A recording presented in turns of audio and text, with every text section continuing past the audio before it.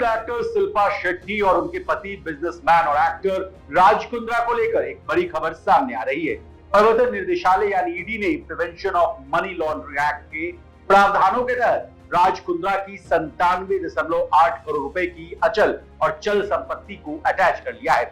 इन पर आरोप है कि इन्होंने लोगों से बिटकॉइन के तौर पर 100-200 करोड़ नहीं बल्कि 6,600 करोड़ रुपए का फंड इकट्ठा किया और लोगों को 10% प्रति महीने रिटर्न देने का झूठा वादा किया। गौर कीजिएगा, 10% प्रति महीने का वादा किया गया।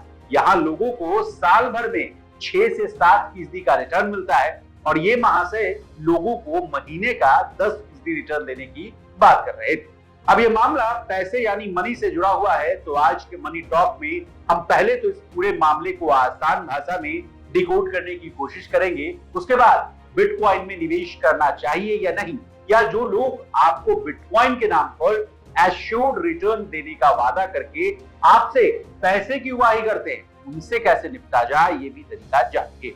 तो चलिए बिटकॉइन 6,600 करोड़ रुपए के मामले से कहानी की शुरुआत करते हैं। नमस्कार, आप देख रहे हैं लोकमत हिंदी और मैं हूं आपके साथ विशाल शर्मा। सबसे पहले जांच की शुरुआत कैसे हुई ये जानिए। ईडी ने वेरिएबल टेक प्राइवेट लिमिटेड और आरोपी दिवंगत अमित भारद्वाज, अजय भारद्वाज, विवेक भारद्वाज, सिंपी भारद्वाज, महेंद्र भारद्वाज और अन्य के खिलाफ महाराष्ट्र पुलिस और दिल्ली पुलिस में दायर कई एफआईआर के आधार पर जांच की शुरुआत की। जब जांच की गई तो बिटकॉइन पॉन्जी स्कीम से जुड़ा बड़ा मामला सामने उजागर हो गया।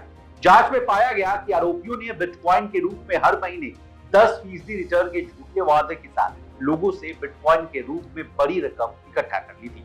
बता दें, साल 2017 में ही इनकी कीमत 6,600 करोड़ रुपए आकी गई। इन बिटकॉइंस का इस्तेमाल बिटकॉइन माइनिंग में होना था, लेकिन प्रमोटरों ने निवेशकों को धोखा दिया और गलत तरीके से अर्जित बिटकॉइन को ऑनलाइन वॉलेट में डालकर छिपा दिया है।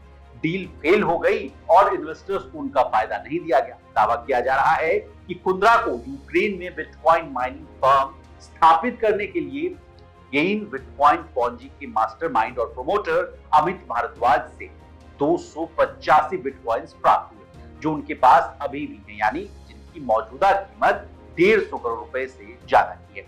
इस पूरे मामले पर शिल्पा और राज कुंद्रा का भी पक्ष सामने आया है कि वकील प्रशांत पाटिल ने कहा कि ईडी की जांच में राज और शिल्पा पूरा सहयोग करेंगे, वहीं इन्हें निष्पक्ष जांच पर भी पूरा भरोसा है। बड़ा सवाल यही है कि देश के अधिकांश लोगों को बिटकॉइन के बारे में जानकारी नहीं। सबसे पहले बिटकॉइन क्या होता है ये जानिए।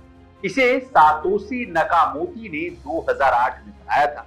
हालांकि आज तक ये नहीं पता चल पाया है कि सातोशी कौन है, कोई इंसान है या संस्था है, कहां का है। इसे पहली बार साल 2009 में ओपन सोर्स सॉफ्टवेयर के रूप में जारी किया गया था।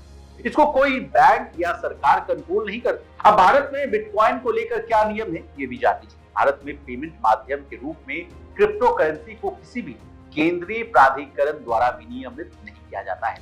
क्रिप्टो करेंसी से निपटने के दौरान विवादों को निपटाने के लिए कोई नियम या कानून या कोई दिशा निर्देश निर्धारित नहीं है। इसलिए क्रिप्टो करेंसी में ट्रेडिंग निवेशकों के जोखिम पर की जाती है। बता दें, भारत में वजीरएक्स, CoinDCX, जेपे इत्यादि जैसे प्लेटफॉर्म से इस करेंसी में ट्रेडिंग होती है। क्रिप्टो भारत में अनियमित है, लेकिन केंद्रीय बजट 2022 के अनुसार भारत सरकार ने क्रिप्टो करेंसी से प्रॉफिट यानी लाभ पर 30% टैक्स और स्रोत पर 1% टैक्स कटौती की घोषणा की हुई। अब जाते जाते आपके फायदे की बात, कोई भी व्यक्ति संस्था आपको एश्योर्ड रिटर्न का दावा करता है तो आपके कान खड़े हो जाने चाहिए। वो या तो आपसे झूठा वादा कर रहा है या कोई स्कैम की तैयारी कर रहा है जिसमें आपको फंसा देगा। शेयर बाजार में भी मार्केट रेगुलेटर समय समय पर ये प्रचार प्रसार करते रहते हैं कि कोई भी आपको कम समय में पैसे दुगना करने की स्कीम बेचे तो आप उसकी पुलिस में शिकायत दर्ज करिए और ऐसे लोक लुभावने वादों से बचिए। अंत में आपकी गाढ़ी कमाई कहीं भी इन्वेस्ट करना हो तो पहले प्लीज अपने फाइनेंशियल एडवाइजर की सलाह लेना ना भूलिए। इसी तरह देश और दुनिया और बिजनेस जगत से जुड़ी तमाम ताजा तरीन खबरों के लिए बने रहिए हमारे साथ और देखते रहिए लोक।